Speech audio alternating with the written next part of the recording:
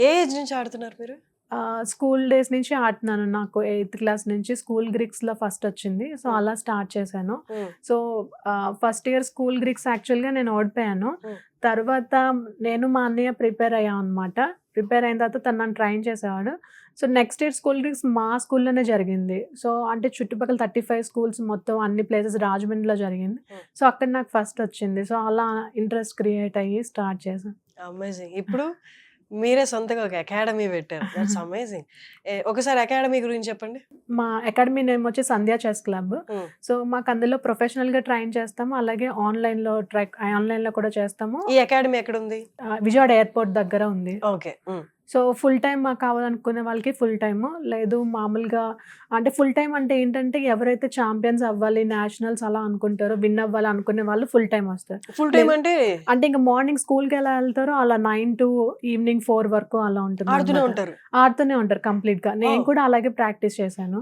So, అంటే ఎవరైతే ఒక రోజులో ప్రొఫెషనల్స్ ఎన్ని గేమ్స్ ఆడతారు? 9 to అంటే 4? యాక్చువల్‌గా గేమ్స్ అంటే గేమ్స్ అనే కాదు. హ్మ్. సో, చెస్ ఏంటంటే 3 పార్ట్స్ ఓపెనింగ్ గాని, మిడిల్ గేమ్ గాని, ఎండ్ గేమ్ అలా 3 పార్ట్స్ ఉంటుందన్నమాట. సో, దాని మీద వర్క్ చేస్తాం. దానికి హ్మ్. రిలేటెడ్ పజిల్స్ ఓపెనింగ్స్ అంటే యాహ్! ఓపెనింగ్స్ అన్నీ చెక్ చేస్తాం. మిడిల్ గేమ్ అంటే మిడిల్ గేమ్ రిలేటెడ్ పజిల్స్ చేస్తాము. దాని యాహ్! గురించి స్ట్రాటజీ బుక్స్ ఉంటాయి. హ్మ్. అలాగే ఎండ్ గేమ్ కూడా టెక్నిక్స్ అన్నమాట. Chess okay. Is all about learning the techniques. So, full time వచ్చేవాళ్ళు ఉంటున్నారా? అంటే వాళ్ళు ఇంకా కాలేజ్‌కెళ్లరు, స్కూల్‌కెళ్లరు.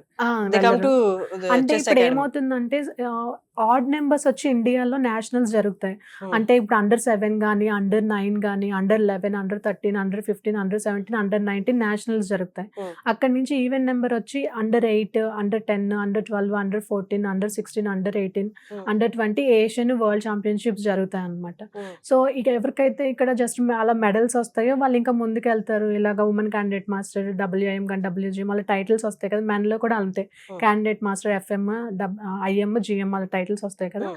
వాళ్ళకేంటంటే మెడల్స్ వచ్చిన వాళ్ళకి కొంతమంది ఏంటంటే ఇంటర్మీడియేట్ తర్వాత ఇంజినీరింగ్ గానీ, లేకపోతే నీట్ గాని రాస్తారు కదా! సో, హ్మ్. వాళ్ళకి సర్టిఫికేట్స్ ఒకటి యూజ్ అవుతాయి. హ్మ్. తర్వాత స్పోర్ట్స్ కోటాలో జాబ్స్ ఉంటాయి.